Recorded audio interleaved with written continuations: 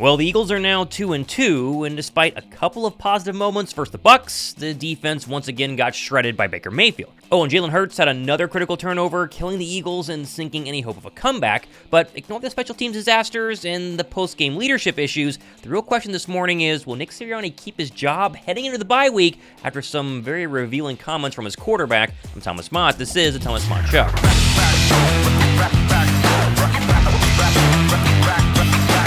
Just 1 week after a really heroic performance versus the Saints, the Eagles defense got worked up and down the field yet again, this time by Baker Mayfield and company in really disheartening fashion. Between special teams being a surprise disaster and even more bad turnovers, not even Saquon Barkley's second-half heroics could save this team. I mean, at one point, the Birds' offense had 0 total yards compared to almost 200 for the Bucs. And so to help ease the pain today, how about I give away this Hurts Barkley Nike t-shirt, which you see on your screen right here. All you gotta do is, of course, be a subscriber, drop a like, and comment Saquon down below in the comments section. Also, the winner of the TMS Show t-shirt giveaway happening just a couple of days ago, that was Eric L. Guzman, so send me an email, all information down below in the description box, and I'll get that sent out to you. Now, pre-game, the expected injuries, of course, did in fact happen. No AJ, no Smitty, no Lane Johnson, as they were all out. And while Brown was not as close as I thought he would be after practicing on Friday, Lane reportedly tried to play, but doctors said no at the last minute, leaving the big man's only real job to help up the other big guys before running out of the tunnel, which is where we also got this video of CJ Gardner-Johnson making a pre-game promise that he definitely regrets saying. I'm only 30 minutes up the road. I'm gonna put belt ass today. Sadly, it was in fact the Bucs who pulled out the belt early and often, with Baker and company first drive marching right down the field and scoring on the opening drive of the game, with the aforementioned Gardner-Johnson getting cooked here by Mike Evans for a very quick 7-0 lead. The Eagles offense would obviously immediately punt after Hurts missed a wide-open Saquon Barkley on this, granted, difficult pass rolling to his right, but still one he needs to make. And of course, Baker, Chris Godwin and company got right back to work destroying Avonte Maddox here for a big game. And then, of course, 2 plays later, how about Darius Slay getting burnt for yet another Baker passing TD, putting the Bucs up 14-0. And now, sure, throughout the entire day, the temperatures on the field were over 105 degrees, Eagle players were getting IVs and taking ice baths, but they weren't making that as an excuse. Still, though, you would think they would have been a little more prepared for the heat down in Tampa Bay. Yeah, it was hot as I cramped up. I got an IV. It was tough. I mean, we knew it was going to be hot. I'm not sure what it felt like out there, but we knew it was going to be hot. But yeah, it was definitely a tough, rough game. But you know, it's football. You got to still go out there. You know, I played my hardest. I competed as well as I could. Personally, I would blame the play calling early on, both offense and defensively, but especially not utilizing Saquon Barkley on the first couple of drives for the Birds, as Anthony DeBona pointed out that the Eagles offense had 9 plays on first down in the first half. They passed out of shotgun formation on 7 of those plays. Jalen Hurts was 3 for 7 for 18 yards. They handed the ball to Saquon on the other 2 plays, gaining just 12. And if you could help me try and explain what Sirianni meant in this coming clip, where he tried to explain why Saquon didn't get any touches early, that would greatly benefit me. We had 9 plays. I mean, you had 9 plays, and 3 of them are third downs. So now, you know, he had 2 carries on 6 plays.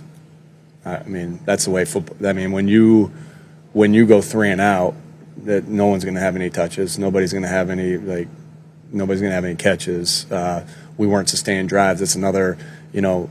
We can say what about the defense, but we weren't sustaining drives on offense. Now, BG and the Birds defense would finally get off the field, down 14, but then disaster would strike on special teams when Isaiah Rodgers pushes defender into Cooper DeJean, causing a fumble with a Buccaneer recovery. Which, side note, really nice to see the Birds finally playing Isaiah Rodgers, who would actually make a big play later in this game. But this was a very weird situation where Rodgers thought shoving his defender into DeJean would be better than Rodgers hitting DeJean himself. Me being a gunner in my career, you know, I know not to hit the punt returner. So with me guarding him, I thought to myself, you know, I'm going to push him into the returner and get the flag, because you know that's part of the game. So I kind of thought it was going to be a flag, which it was, but they eventually picked it up and said because I pushed them.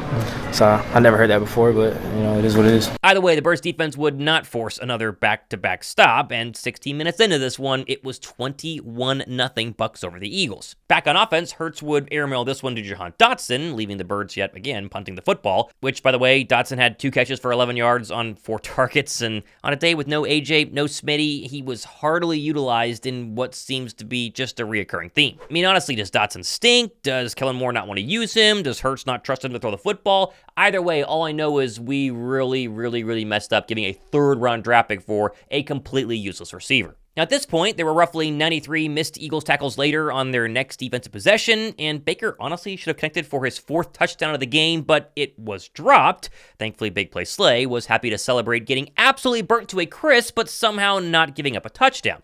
Which, by the way, on Slay, obviously not his best game. It happens. He had a better game last week versus the Saints. But taking to Twitter after the game and posting his career stats, followed by, when you talk bad about me, don't forget to mention the greatness of me too, followed by deleting that tweet and locking his Twitter. Yeah, for a captain, that is a horrific look, and I'm getting really tired of the Birds getting cooked on defense, and then you just wait an hour for Darius Slay to kind of defend his overall career instead of taking the blame for, again, what was partially his fault. Now, with 4 minutes left in the first half, the Eagles' offense technically did start to roll, with Hurts eventually finding Paris Campbell for a touchdown on 4th and goal, cutting the lead to 24-7. And that drive, honestly, felt like the offense was about to start really rolling the rest of the day. Jalen was distributing the ball very well, and despite the lack of weapons, they showed they could still march down the field in the Bucs defense. I think Jalen knew that they needed a lot more drives like that because post-game, he took a lot of blame for not being the Birds' really best overall distributor as QB1. I just don't think I've been good enough in those areas. There isn't a doubt of anyone who steps on that field in terms of opportunity. We got to give guys opportunities and put guys in positions to be successful. And I have to play point out there and distribute it, really run the show and lead the charge offensively and as a team. And I got to be better at that. But again, not all hope was lost because right after halftime, Saquon would immediately hit on this 50-yard massive run, giving the Birds a ton of life, followed by a couple plays later, tush push, touchdown, and again, this game got very interesting early on in the third. At that point, I'm like you, why didn't Saquon Barkley get more touches early on when the game is still a 1-score game, a 2-score game? And I know Saquon post-game, as we'll see here, was kind of saying like, well, it's tough because we were down early, but I think Saquon has clearly been our best player. Just give him the football as much as physically possible 24/7. It's easy for me to sit here and be like, oh, I need this many touches or that many touches, but at the end of the day, my job is to run the football, and when my number is called, try to make the play, and we have all the trust in Kellen, and he's been doing a great job through this year, and we're going to continue to grow and get better as an offense, especially with him. We're all going to do it together. Sadly, giving the ball to Saquon or not wouldn't matter because the defense was Swiss cheese yet again on the following drive, giving up multiple 3rd down and longs before surrendering a Bucky Irving rushing TD. Although shout out Isaiah Rodgers for this awesome block kick, scoop and score by Keely Ringo to give the Birds 2 points. When's the last time we've seen the Eagles do anything like this? Very clearly, I think Rodgers has got to play a bunch more going forward. Absolutely, period. And again, at this point, the Birds are just down 14. The offense is starting to roll. Maybe they can salvage what had been a bad day. And they tried, like Saquon would take the Birds into Bucs territory, but then, here you go, Jalen Hurts, a.k.a. Carson Wentz, has the turnover bug strike yet again as he didn't feel Lavonte David coming from behind, forcing this brutal fumble that was basically the nail in the coffin.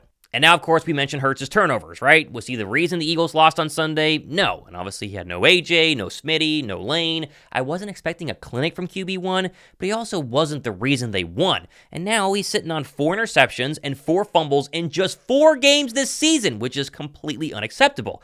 I just don't understand how he went from a guy who basically never turned the ball over in 2022 to suddenly hitting, and I'm being serious here, Carson Wentz-esque levels of turnovers this season. It's inexcusable, and the Birds will continue to lose football games as Hurts continues to turn the ball over. And again, they have so much talent on offense when healthy. You don't need an MVP caliber Jalen Hurts, even though he's paid like one. You just need him to not turn the ball over and make smart decisions, and for some reason, he just can't do that. And to his credit, he knows this, and again, did take the blame post-game in, I guess, the only way he really could. I think overall, I just have to play better. I got to play better. We have a ton of opportunities to lead the offense and really play complementary ball, and it starts with me on that side of the ball. And I would get down like we did. We got to help. I have to help the defense out, executing, communicating. The things that I'm seeing on the field, and just trying to really create the momentum that we need just to get in the end zone. It starts with me in terms of getting in the end zone and leading drives, and I didn't do a good enough job with that. Also, side note, to make matters worse, Devin White, who obviously was a healthy scratch because the team hates him or something, apparently liked a tweet during the game of Hurts getting strip sacked by Lavonte David, which White would claim that he only meant to heart the tweet because David is, quote, his twin for life. But to make it even wilder, White then posted a picture of him apparently getting a random drug test request via text message after the game, which is odd because he didn't play in the game, nor was he at the stadium, but it's almost as odd as the Eagles not playing Devin White at all after being the full-time starter during the preseason and watching Nakobe Dean be undersized as an inside linebacker and have like 5 missed tackles yesterday. Okay, back to the game. Tampa, some of you have heard this, would march down the field due to a ton more missed tackles in Eagles territory, settle for a field goal to start quarter 4, and then on the following drive, Hurts would take yet again what is 6th sack of the day, and at this point, the Eagles had a bunch of people out due to it being hot because they didn't realize they had to drink water or something, and even with like 8 minutes left, it 100% was definitely over for Philadelphia. 33-16 loss to the Bucs, man. That is absolutely brutal, where you gave up a season-high 445 yards of total offense compared to just 227 for the Birds. Something Sirianni, and I guess the only way he really could, said was completely unacceptable in his post-game presser. I felt like, again, I've said we didn't coach well enough, we didn't play well enough, and that's always going to start with me. If we go out there and lay an egg and we're down 24-0, that's going to start on me. That I didn't have the guys ready to start. But our fundamentals, all right, weren't what we needed it to be. We'll make sure that we're working hard on that. And the bye week's coming at a good time. We got to get our bodies right, and we got to make some changes as far as what's going on fundamentally. Early on in the game, I thought we had some missed tackles. Thought we had a couple drops, and those are going to stop drives, and those are going to extend drives, and that's where we got to. That's going to have to start with fundamentals. Then it's going to be looking at where what kind of positions we're putting the guys in. But yeah, we didn't play well enough, like you said, and coach well enough fundamentally, penalty wise, everything. Now, speaking of Sirianni, we got to talk about the head coach for a second because he's now lost 8 of his last 11 games as the main man in Philadelphia dating back to last year. And while no, he isn't in charge of the defense, giving up 33 points, but this is still his team, right? He is the head coach, and ultimately he receives the blame whether warranted or not.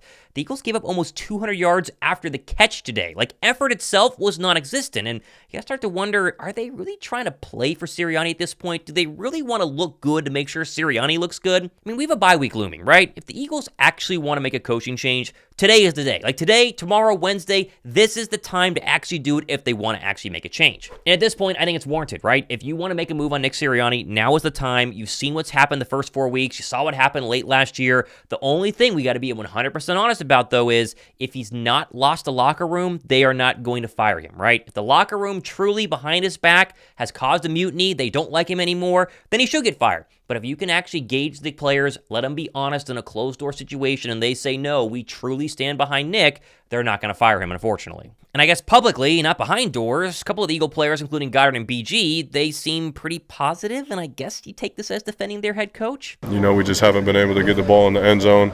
You got to look back at everything that happened. Obviously, second drive had a drop that could have sparked the offense, and just finding a way to stay ahead of the sticks. But, we're going to focus on just getting everybody healthy so we can come back full strength after the bye.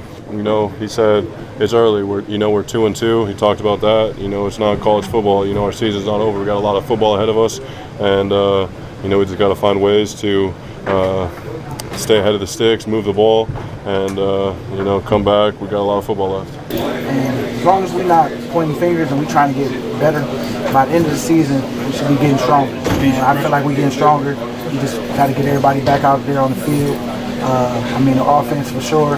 We got their back. We know they struggled today, and they're going to get right once they get everybody back too. And, we just hit the ground running, man. But like I told them boys, man, let's learn from this. Enjoy the week off. Get away from it and come back ready to work. Then there's the question of this team's identity and really the relationship between the quarterback and the head coach, which has seemingly not been great for a long time. And you have this little clip post-game of Hurts being asked how he and Sirianni can fix the issues, and tell me if this is really concerning. Jahan, you and Nick are obviously big voices on the team as the head coach and the quarterback. As you enter the bye and you want to find an identity, do you two talk about maybe, what you want the message to be to the team or how you kind of want to handle, as you guys go into the second part of the year? We have our moments. It's no secret that Hurts and Sirianni, they don't get along. Like, we've known that for a long time, which kind of begs the question, why did you bring Sirianni back knowing that? You have a $250 million quarterback. You should be invested in him versus the head coach. But either way, that little quote from Jalen Hurts right there, I think is enough to kind of sit back and go, man, this is a really concerning time. Let me know what you guys think on the whole Sirianni situation. Like, if you were the Eagles owner, would you fire him today? I'm sure a lot of people will say yes, but give me your reasons why. I want to gauge the audience right now. Go down below in the comment section. Now, Sirianni getting fired or not, the Birds will make some serious changes this week. Like, Fangio has to figure out a way to get this defensive line relevant, like whether that's benching Bryce Huff or moving him around or trading for Hassan Reddick or mixing up the fronts. Like, they have got to figure something out. Isaiah Rodgers and Cooper DeJean, they obviously need to be on the field over Avonte Maddox. I think Kellen Moore has got to find a way to get Jahan Dotson involved and keep feeding Saquon Barkley, especially earlier in the game, as the Birds are the only team in the NFL without a first quarter point at all this season. Still, though, if you want to try and be positive, the Eagles are 2-2. They had a bunch of injuries heading into this game, and I did like C.J. Gardner-Johnson's post-game take on how the locker room is trying to handle this adversity, enjoy the bye week, and come back refreshed and renewed. We got to continue to just focus on us going into the bye week and doing the things we need to do. Just focus and play as a team and understand that the season is long and we got to depend on all 53 of each other. Is the mood of the locker room what you wanted it after a loss like this? I mean, nobody wants this move. Nobody wants this adversity setting in right now. But that's something you go through as a human. So we got to do what we got to do as a team, stick together and just stay with each other and understand that, 15 more games left?